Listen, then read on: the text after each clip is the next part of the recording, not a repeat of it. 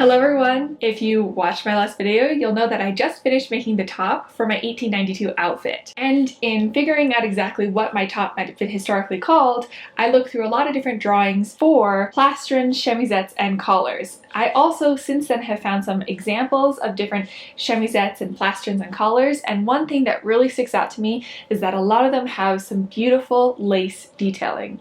If you've seen some of my other videos, you'll know that I really enjoy hand knitting my own lace to use to embellish my own work, and so I thought that this would be a perfect opportunity for me to bring in some knitting to the sewing item that I just finished. Now, in order to make these knit laces, I'm going to go back to the book I've been using all along, which is the 1892 copy of The Art of Knitting, and it contains a lot of examples of knit lace insertions and edgings that you can use. I could go with a completely new edging, however it does take a lot of work for me to translate the old terminology into the current knitting terminology, create a chart for myself to follow, as well as correct any mistakes that I find along the way. So what I'm instead going to do is I'm going to go back to a pattern that I created that is already translated 4 separate laces for me to use. I'm going to figure out which one to use.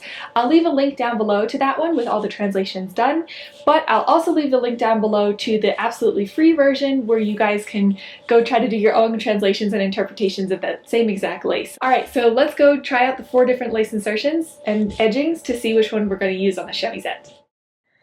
As I mentioned before, the pattern that I created has 4 different lace trims that you could make. So in order to decide which one I wanted to use to trim my chemisette, I created a sampler of each one. I decided to do 3 repeats of each pattern to compare both the size and the style and see how it looked up against my top. In order to create these samplers, I used the exact same yarn and needles that I was planning on using for the final trim. So that is extra fine crochet thread in number 30 and quadruple zero needles, and I believe that's 1.25 millimeter needles. I am trying to find smaller ones, so if you guys know where I can purchase even smaller knitting needles, please do let me know. Of course, in order to understand how these samplers would look against my top, I did decide to block them because I find that lace changes quite a bit when you block it. As these were just samples for me to understand which lace trim I wanted to use, I decided to use the quick and easy method of steam blocking these lace pieces. And here are the results of the blocking. I've actually already used all of these laces before. These first 2 I've used in my petticoat, the next one for my corset cover, and the last one to trim my corset itself. But I did use different yarns for each one, so I really liked seeing how this would turn out using the number 30 crochet thread in extra fine. I then compared it to the silk of my top, and this is the tie end, and I decided that the second from the right is the one that I liked the best. I then started knitting a whole bunch of lace trims. I decided to make 3 separate ones because I wanted to do 1 lace trim around the top of my collar for the chemisette, and I wanted to add some lace trim to the bottom tie ends of the bow in the back because I saw a really wonderful example of something that looked very similar, and I really liked the look of it, so I wanted to mimic it a little bit with my chemisette top.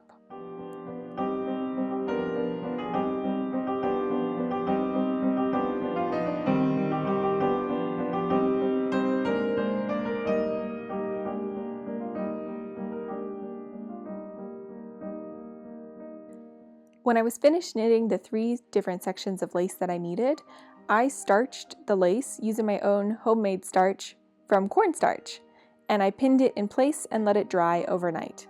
I don't have my blocking mats on me, so I used an old cardboard box that I had, which meant that my lines weren't exactly perfectly straight, but I did my best to make it as straight as I possibly could. After the blocking and starching was complete, my lace was now nice and stiff and ready to be sewn on to my chemisette. I have gotten questions before about how do I launder my items when I have starched lace that has to be restarched and reset each time, and honestly that's not something I have thought about yet, so once I get to that I'll let you guys know more about maybe what I decide to do and maybe how I can make it as easy as possible. I decided to hand sew the lace trim to the tie ends using a whip stitch because that seems to be the technique that was used on the extant garment that I own from the Edwardian era that also has hand knit lace attached to a petticoat and a corset cover. Now I'm done sewing the lace to both of the tie ends, and I was getting quite tired of doing it against a hard surface, and I knew that I had a lot longer distance to cover when I was attaching the lace to my collar. I actually found that it was much easier to sew the lace onto the collar when I pinned the lace and the collar to myself. So I'm wearing some sweatpants there, and I pinned the lace to my sweatpants, and then I used a hard backing in the back because I don't want to admit how many times I accidentally actually sewed my lace to my sweatpants. So that's just to ensure that I don't accidentally also sew in my sweatpants when I'm sewing on my trim. And then I was finished. I attached 3 sets of starched lace, both to the tie ends and to the top of my collar of my chemisette, and I really love how it turned out. I'm also quite happy with the lace trim that I decided to go with because I think that it's the just right width for the collar and the lace ends for it to add some interest but not be too wide and flop over without starching. There was one last thing that I wanted to improve with this top, and that was how billowy it was at the sides right above the waistband, especially when compared to the fit of Angela Clayton's version that she made that the pattern is based off of. So what I did is I pinned away the excess fabric on the sides, and I kept on, taking off my top and putting it back on to see if I had gotten just about the right amount of fabric. It's not perfect, but I think it definitely is an improvement. And here is the after, so you can still see the gathering, but it's a little less billowy at the sides. So before, in the left, it really kind of flowed outwards, whereas now it sits a little bit closer to my sides from my shoulders downward. And that's the fit that I personally prefer, and I think is much closer to the original idea behind this chemisette. And those are the improvements that I made to my chemisette. So you can see here that at the top, I trimmed my collar with the hand knit lace that I made. And here is the lace trim at the bottom of the tie ends.